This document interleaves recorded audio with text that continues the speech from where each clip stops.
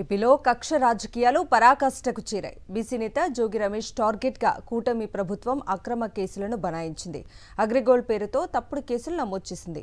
విచారణ లేదు, వారెంట్ లేదు. కానీ తెల్లవారుజామున ఏసీబీ అధికారులు జోగి ఇంటిపై దాడులు చేయటం కలకలం రేపింది. అగ్రిగోల్డ్లో తమ కుటుంబం తప్పు చేసినట్లు నిరూపిస్తే విజయవాడ నడి రోడ్డుపై ఉరివేసుకుంటారన్నారు జోగి రమేష్. న్యాయపరంగానే కేసులు ఎదుర్కొంటామన్నారు. వైఎస్ఆర్సీపీ శ్రేణులపై అధికార కూటమి ప్రభుత్వం కక్ష సాధింపు చర్యలను కొనసాగిస్తోంది. వైఎస్ఆర్సీపీ నేతలే లక్ష్యంగా వారిపై పలు అక్రమ కేసులు బనాయిస్తూ రాజకీయ వేధింపులకు గురి చేస్తోంది. ఇందులో భాగంగానే మాజీ మంత్రి జోగి రమేష్ టార్గెట్ గా చంద్రబాబు ప్రభుత్వం రెడ్ బుక్ రాజ్యాంగాన్ని ప్రయోగించింది. అగ్రిగోల్డ్ పేరుతో తప్పుడు కేసు బనాయించి మరీ జోగి రమేష్ కుమారుడు జోగి రాజీవ్ అరెస్టు చేశారు. మంగళవారం తెల్లవారుజామున హఠాత్తుగా ఎటువంటి సెర్చ్ వారెంట్ లేకుండానే ఏసీబీ అధికారులు జోగి రమేష్ ఇంటిపై దాడులకు దిగారు. ఇంటిలోకి దౌర్జన్యంగా ప్రవేశించడమే కాకుండా భవనంలోని అన్ని గదులలోకి చొచ్చుకుపోయి తనిఖీలు నిర్వహించారు. ఈ సమయంలో సెర్చ్ వారెంట్ అడిగినా సమాధానం చెప్పకుండా ఏసీబీ అధికారులు ప్రతి గదిలోకి దౌర్జన్యంగా ప్రవేశించారు. ఇంటిలో మహిళలు ఉన్నారని కూడా చూడకుండా దౌర్జన్యంగా వ్యవహరించారు. 3-4 గంటల పాటు తనిఖీల పేరుతో హడావిడి చేసి ఆ తర్వాత భూముల కొనుగోలు వ్యవహారంలో అదుపులోకి తీసుకుంటున్నట్లు చెప్పి కారులో ఎక్కించి వెంటనే ఏసీబీ కార్యాలయానికి తరలించారు. 2022లో విజయవాడ అంపాపురంలోని సర్వే నెంబర్లోని సుమారు 2293 గజాల భూమిని మహాలక్ష్మి ప్రాపర్టీస్ అధినేత అడుసుమిల్లి మోహన రామదాసు దగ్గర కొనుగోలు చేశారు జోగి రమేష్ కుమారుడు జోగి రాజు, ఆయన చిన్నాన్న వెంకటేశ్వరరావు. అయితే నిషేధిత అగ్రిగోల్డ్ భూములను కొనుగోలు చేసి వాటిని వేరే సర్వే నెంబర్కు మార్పించుకున్నారని అభియోగం మోపుతూ ఏకకాలంలో ఒకే భూ వ్యవహారంపై అటు సిఐడి ఇటు ఏసీబీ కూడా కేసులు నమోదు చేశాయి. చిత్రమేమిటంటే లక్షలాది డిపాజిటర్లను ముంచేసిన అగ్రిగోల్డ్ యాజమాన్యంలోని ఒకరైన అవ్వ వెంకటశేషనారాయణ ఏసీబీకి ఫిర్యాదు చేయడం, దాని ఆధారంగానే జోగి రమేష్ జోగి వెంకటేశ్వరరావులను A1 A2లుగా, A3గా మండల సర్వేయర్ ఏ రమేష్, A4గా గ్రామ సర్వేయర్ దేదీప్య, A5గా సబ్ రిజిస్ట్రార్ నాగేశ్వరరావులపై కేసులు నమోదు చేశారు ఏసీబీ అధికారులు. అసలు ఈ వ్యవహారం ఏసీబీకి సంబంధం లేకపోయినా ప్రైవేటు వ్యక్తులపై కేసులు నమోదు చేయడంపై విస్మయం వ్యక్తం చేస్తున్నారు న్యాయ నిపుణులు. కేవలం జోగి రమేష్ కుమారుడిని ఇరికించడానికే ఏసీబీని రంగంలోకి దించి ఈ కేసులో ప్రభుత్వ అధికారులను కూడా నిందితులుగా చేర్చారని వారంటున్నారు. మరోవైపు సిఐడి అటాచ్ లో ఉన్న అగ్రిగోల్డ్ భూములపై అవ్వ వెంకటశేషు నారాయణ ఫిర్యాదు చేయడంపై పలు సందేహాలు వ్యక్తమవుతున్నాయి. ఇప్పటికే ప్రభుత్వం అగ్రిగోల్డ్ భూములను అటాచ్ చేసిన సందర్భంలో నిషేధిత జాబితాలో ఉన్న భూములేవి కూడా రిజిస్ట్రేషన్ కావడం అసాధ్యం.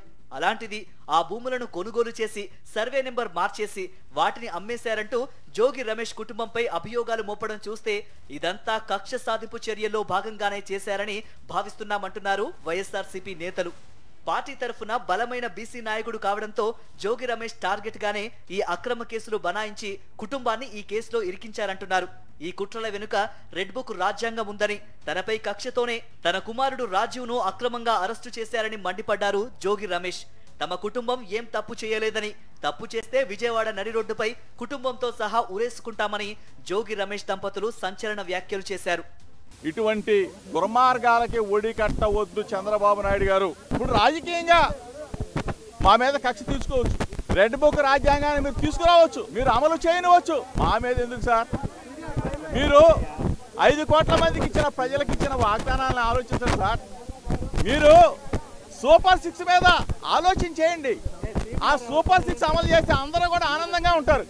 అంతేగాని డైవర్షన్ పాలిటిక్స్ చేస్తూ అభం శుభం తెలియని పిల్లల మీద ఏంటి సార్ ఇది? అగ్రిగోల్డ్ భూ వ్యవహారాలను మొదటి నుంచే సిఐడి విచారణ జరుపుతోంది. కాగా ఈ కేసులో హఠాత్తుగా ఏసీబీ ఎంటర్ కావడం చర్చనీయాంశంగా మారింది. అయితే ప్రభుత్వ అధికారులు ఈ కేసులో ఉన్నందున ఏసీబీ తరఫున కేసు నమోదు చేశామని చెప్పారు ఏసీబీ అదనపు ఎస్పీ సౌమ్యలత. ఈ కేసులో మొత్తంగా 5గురిపై కేసులు నమోదు చేశామని, 2ని అరెస్టు చేశామని తెలిపారు. కానీ ఈ కేసులో ప్రభుత్వ అధికారులను ఎందుకు అరెస్టు చేయలేదో చెప్పలేదు ఏసీబీ అదనపు ఎస్పీ. యాక్చువల్గా మేము కట్టిన కేసులో ఇనీషియల్గా యాజ్ పర్ ఎంక్వైరీ రిపోర్ట్ 5గురు నిందితులు. ప్రస్తుతానికి 2ని అరెస్ట్ చేసాము. అది కూడా ముందు ఫర్దర్గా చెప్తాం. మేము ఫర్దర్గా ఇన్వెస్టిగేషన్ బట్టి ఎవరెవరు ఇంక్లూడ్ అవుతారో అందరినీ ఇంక్లూడ్ చేస్తాం. యాక్చువల్గా ఫర్ ఇన్వెస్టిగేషన్ పర్పస్ పిలిపించాము. ఎవరైతే కేసులో అక్యూజ్డ్గా సైట్ అవుతారో అందరినీ ఫర్దర్గా యాజ్ పర్ ప్రొసీజర్ అరెస్ట్ చేస్తాం. నిజానికి జోగి రమేష్ కుటుంబీకులు భూములను కొనుగోలు చేసిన సమయంలో, ఆ తర్వాత అమ్మే సమయంలో ఈనాడు పేపర్లోనే ప్రకటన ఇచ్చారు. నిజంగా అవి నిషేధిత జాబితాలో ఉంటే రెవెన్యూ ఉన్నతాధికారులు ఏం చేస్తున్నారనే ప్రశ్నలు తలెత్తుతున్నాయి. దీంతో పాటు లక్షలాది మంది డిపాజిటర్లను ముంచేసి కోట్లాది రూపాయలు దిగమింగేసిన అవ్వా వెంకటశేషు నారాయణ ఫిర్యాదు చేయడం అంటేనే అనుమానాలు తలెత్తుతున్నాయి. అన్నింటికీ మించి ఒకే భూ వ్యవహారంపై ఎందుకు 2 రకాలుగా కేసు నమోదు చేశారో చెప్పలేక అధికారులు నీళ్లు మింగుతూ ఉండటం గమనార్హం.